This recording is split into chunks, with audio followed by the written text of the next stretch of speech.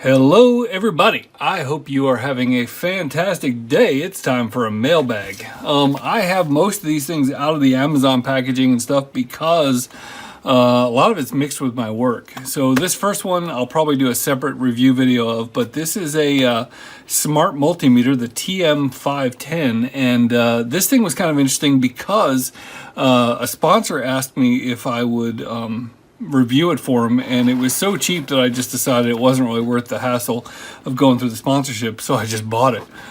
So anyway, this is the Tesmen TM-510, and we're not going to do a full review here because I think I will do a video about it, but it is a very tiny multimeter, and so just go through a few of the little things. I'm not even going to turn it on in this video, but it's got non-contact voltage, which is pretty sweet.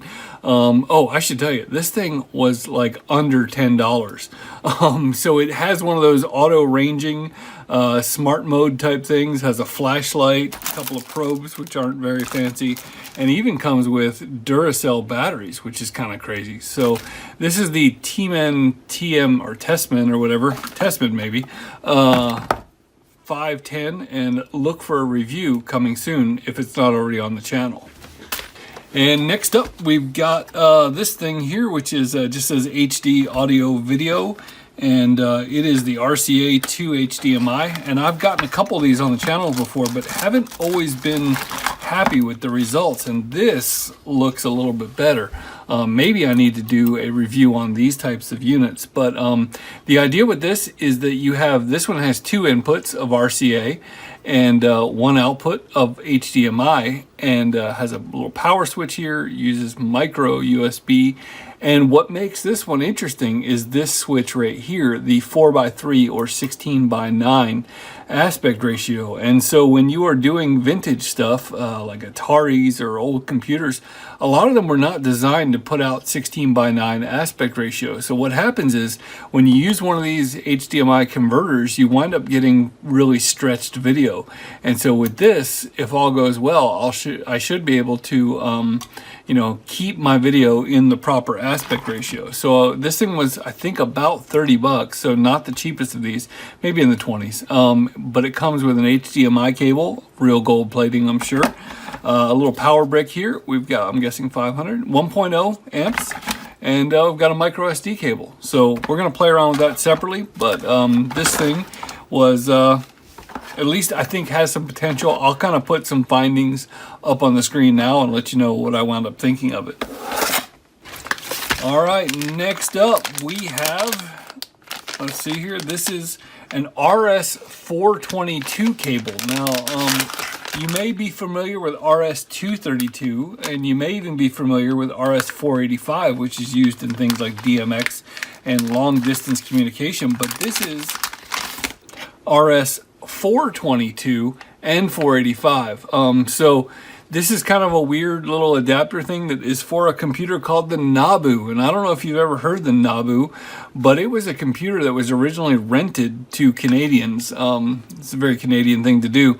And it is a very cool thing. Like, the cable company rented them out in the 80s, and because it actually went over the coax, they were able to get kind of crazy throughputs on those. Well, recently somebody found a stash of about 1,000 of those computers brand new in the box, and so they've been selling them on eBay relatively cheap. I mean, I think mine came up to $79. And basically the community reverse engineered all the protocols and were given some stuff by original Nabu designers, and have brought these computers that would have otherwise been completely useless back to life. And so I don't know if I'll cover it on the channel or not, but I got one of these, and this cable is the magic that you need to make all that happen. And I'm gonna have to make up a little 9-pin cable. This is by a company called D-Tech. In general, when I need this type of stuff, buying it from D-Tech has been pretty good. I've used a few of their devices, and these D-Tech 485, 422 things seem to be pretty well rated. All right, next up we've got a couple of fans here. I've actually got another one over here that I have already put into service. But these are just standard run-of-the-mill 80 millimeter fans. But what's interesting about these is that they're actually good quality and they're quiet. When I get a lot of the old Tandys and IBMs, sometimes the fans on those things are just absolutely roaring. And so with this, I'm able to replace the fans and get ones that are quiet and decently performing. If it was my absolute dream computer or something like that, if I had a $1,000 Amiga or something like that, I might put a Noctua fan in there. But for the amount of time that my retro computers actually spend running, these things run about $5, and they're actually, I think, available prime same day where I'm at. So I can pick these up. I got 3 of them last time, and I've already put one of them in. I've got plans for the other 2. So I guess I'll be buying these things somewhat regularly. Now, the next up, we will get a complete video about this because I'm so excited about it. This is the Cable Tester CT20, and it is an absolute beast. So I'm going to open it up. I can't do too much with it now because I am going to do a separate video on this one.